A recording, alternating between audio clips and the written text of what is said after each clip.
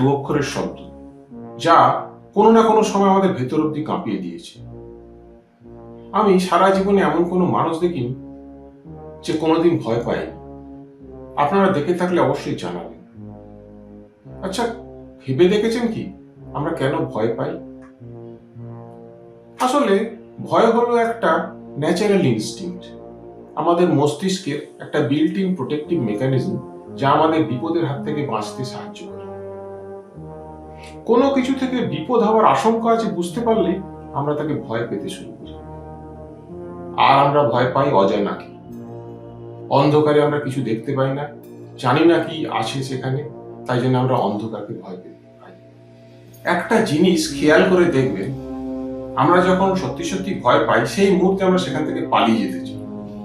অথচ ভূতের গল্প শুনতে বা ভূতের সিনেমা দেখতে আমরা ছোট বড় সকলেই ভীষণ ভালোবাসি। অর্থাৎ নিরাপদ জায়গায় বসে ভয়টাকে অনুভব করে উত্তেজনা পেতে মানুষ ভালোবাসে, অনেকটা মাদকের নেশার মতো। প্রাচীন কাল থেকে মানুষের এই ভয়ের চাহিদা মেটানোর জন্য সাহিত্যকে ভূতের গল্পের যোগান দিয়ে যেতে হয়েছে। প্রতিটি ভাষার বড় বড় সাহিত্যিকেরা কোনো না কোনো সময় ভয়ের গল্প লিখে গেছে।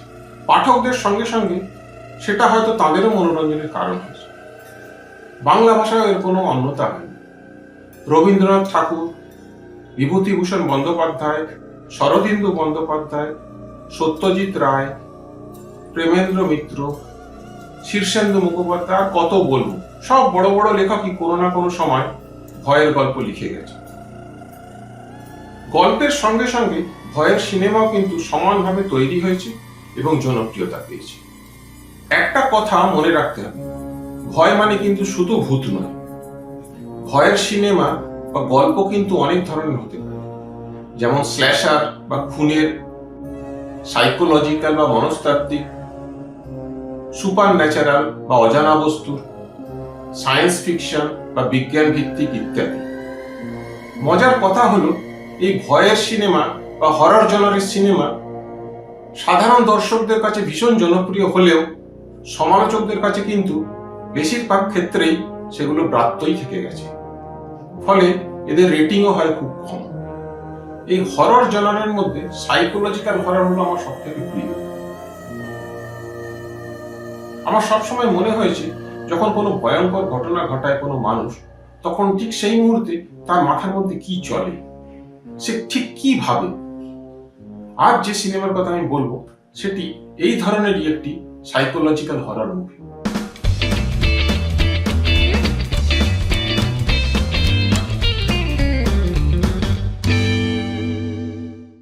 এই দি শাইনিং সিনেমাটিকে পৃথিবীর সর্বকালের সেরা 2-3টি হরর মুভিদের অন্যতম হিসেবে ধরা হয়। মার্কিন চলচ্চিত্র পরিচালক স্ট্যানলি কিউব্রিক, যাকে সর্বকালের সেরা পরিচালকদের অন্যতম হিসেবে বলা হয়, তিনি এই সিনেমাটি বানিয়েছিলেন 1980 সালে। এই সিনেমার মাধ্যমে কিউব্রিক দেখিয়েছেন যে সবথেকে বড় ভয় যা আমাদের ভেতর থেকে কাঁপিয়ে দিতে পারে, তা কোনো বিভৎস জন্তু অথবা রাক্ষস থেকে আসে না, তা আসে আমাদের মনের কল্পনা থেকে। মনের গভীরের অস্পষ্ট, অজানা, অশুভ চিন্তা থেকে তা দানা বাঁধে। স্টিফেন কিং এর একই নামের উপন্যাস থেকে এই সিনেমা চিত্রনাট্য লিখেছেন স্ট্যানলি কিউব্রিক নিজে এবং ডায়ান জনসন। এই সিনেমার IMDb রেটিং হলো 8.4 আউট অফ 10। এবার সিনেমার প্লট নিয়ে কিছু বলি। এই সিনেমার পটভূমি হলো আমেরিকার কলোরাডো পর্বতের উপর এক নির্জন স্থলে অবস্থিত 1907 সালে তৈরি বিলাসবহুল ওভারলুক হোটেল।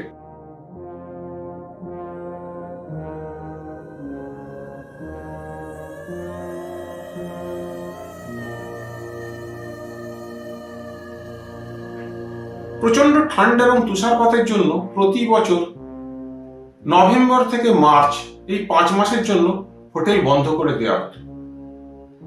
সেই সময় হোটেলের সমস্ত কর্মচারীরা হোটেল থেকে তাদের বাড়িতে চলে যেত। ধীরে ধীরে বরফের আস্তরণে ঢাকা পড়ে যেত হোটেল এবং চারপাশ। সমস্ত সংযোগকারী রাস্তা বন্ধ হয়ে যাওয়ার ফলে এলাকাটি এই 5 মাসের জন্য দেশের বাকি অংশের থেকে পুরোপুরি বিচ্ছিন্ন হয়ে পড়ত। প্রতি বছর হোটেলের কর্তৃপক্ষ এই সময় একজন শীতকালীন কেয়ারটেকার নিযুক্ত করত, যার কাজ ছিল এই 5 মাস এই পরিত্যক্ত হোটেলে থেকে গিয়ে হোটেলের দেখাশুনো করা। সিনেমার একদম প্রথমে আমরা দেখতে পাই অক্টোবর মাসের শেষে প্রাক্তন school teacher Jack Torrens overlook হোটেলে এসে পৌঁছয় শীতকালীন কেয়ারটেকারের কাজটি পাওয়ার জন্য ইন্টারভিউ দিতে।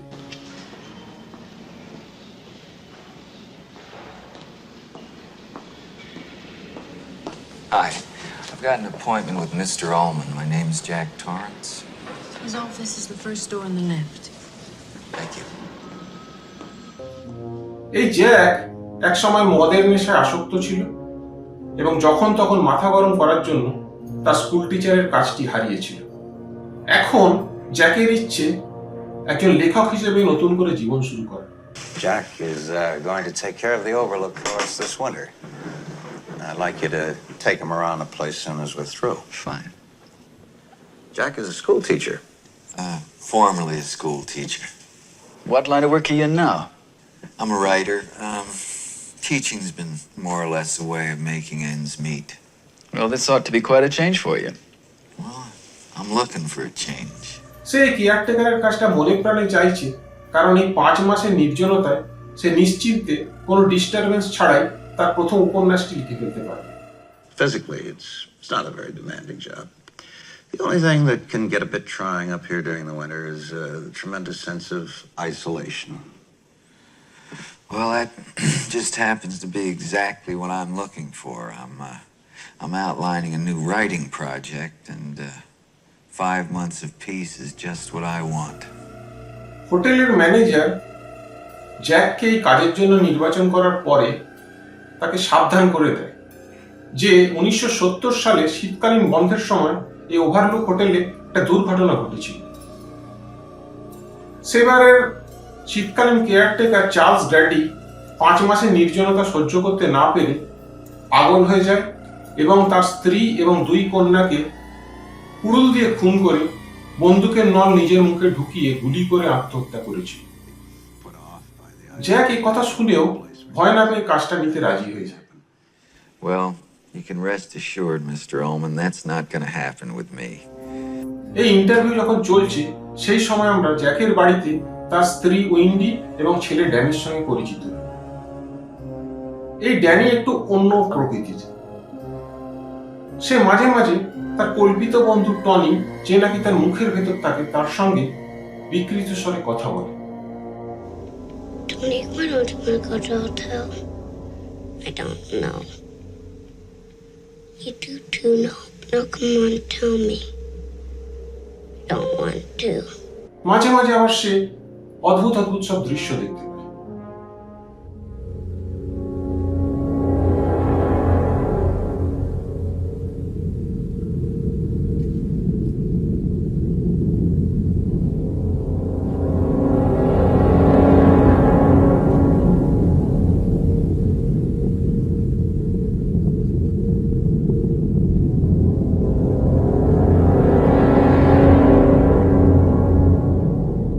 ড্যানি যখন নার্সারিতে পড়তো, একদিন তার বাবা নেশা করে এসে তার হাত ধরে এত জোরে টেনেছিল যে তার কাঁধের হাড় সরে গেছে। সেই সময় থেকেই ড্যানির মাঝে মাঝে তড়কার মতো হয় এবং এইসব বিকাশ শুরু হয়। যাই হোক, অক্টোবর মাসের 30 তারিখে যেদিন হোটেল বন্ধ হবে সেদিন জ্যাক তার ফ্যামিলি নিয়ে হোটেলে এসে পৌঁছয়।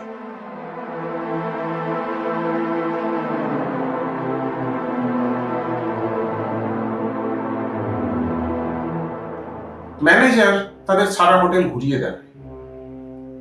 এত বড় বিলাসবহুল হোটেল তারা এর আগে কখনো দেখে। উইন্ডি তো খুব খুশি হয় এত বড় হোটেলে থাকার সুযোগ পেয়েছে বলে।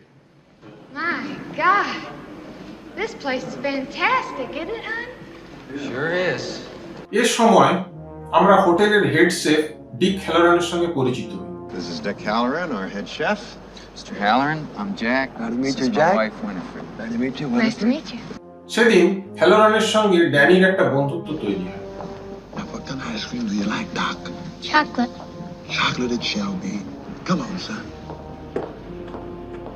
তাদের কথোপকথন থেকে আমরা জানতে পারি যে হ্যালোরান এবং ডিক দুজনেরই একটা গোপন ক্ষমতা আছে, যার মাধ্যমে তারা কথা না বলেও মাঝে মাঝে কারোর মনের কথা বুঝতে পারে। এই ক্ষমতাটাকে নাকি শাইনিং বলে। She called it shining. And for a long time, I thought it was just the two of us that had the shine to us. Just like you probably thought you was the only one. But there are other folks, though mostly they don't know it or don't believe it.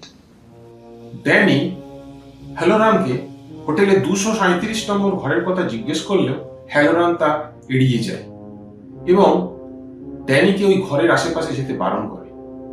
Mr. Allen, what is in room 237? Nothing.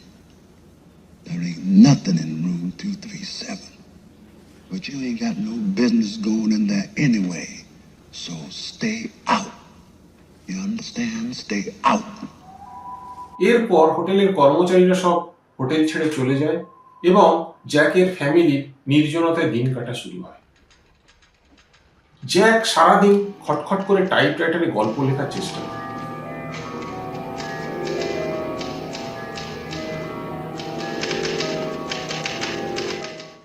Windy সারাদিন TV দেখে আর এটা ওটা করে দিন কাটায়। Here in Denver today, it's hard to believe a snowstorm could be that close.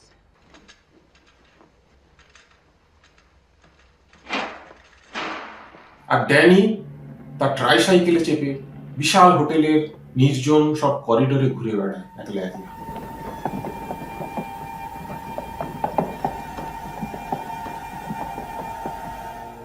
ক্রমশ 1 মাস কেটে যায়। বরফের চাদরে ঢাকা পড়ে যায় চারদিক। একাকিত্ব আর নির্জনতা ক্রমশ চেপে বসতে থাকে তাদের উপর।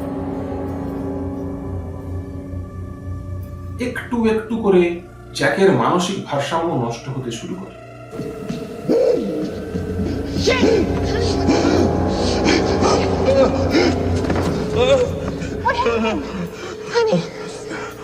I dreamed that I killed you and Danny. But I didn't just kill you. I cut you up into little pieces. Oh my God. না, এরপর গল্প আর না বলাই ভালো, কারণ তাহলে আর সিনেমা দেখার মজা থাকবে না। এই সিনেমায় জ্যাক টোরেন্সের ভূমিকায় তিনটি অস্কার জয়ী অভিনেতা জ্যাক নিকলসনের অভিনয়কে তার সেরা অভিনয়গুলোর অন্যতম হিসেবে মনে করা হয়। আর উইন্ডি ও ড্যানির চরিত্রে অভিনয় করেছেন যথাক্রমে শেলি ডুভাল এবং ড্যানি লয়েড। শোনা যায় শুটিং এর সময় জ্যাক নিকলসনের মেজাজ তার অভিনীত চরিত্রের মতো খিটখিটে রাখার জন্য তাকে খাওয়ার জন্য শুধুমাত্র চিজ স্যান্ডউইচ দেওয়া হতো, যা তিনি একদম পছন্দ করতেন না। আর উইন্ডির চরিত্রে অভিনয় করতে করতে শেলি ডুভাল মানসিকভাবে অবসাদগ্রস্ত হয়ে পড়েন এবং তার শারীরিক অসুস্থতা দেখা দেয় এবং মাথার চুল পড়তে শুরু করে। 2 ঘন্টা 23 মিনিটের এই সিনেমা আপনারা যদি রাত্রে নির্জন ঘরে বসে দেখেন তাহলে সঠিক ইম্প্যাক্টটা বুঝতে পারবেন। যারা ভয়ের সিনেমা দেখতে ভালোবাসেন তাদের জন্য এটা অবশ্যই দর্শনীয়। এই মুহূর্তে এই সিনেমাটি অ্যামাজন প্রাইম ভিডিও এবং গুগল প্লে মুভিসে পাওয়া যাচ্ছে, আপনারা সেখান থেকে গিয়ে দেখে নিতে পারেন।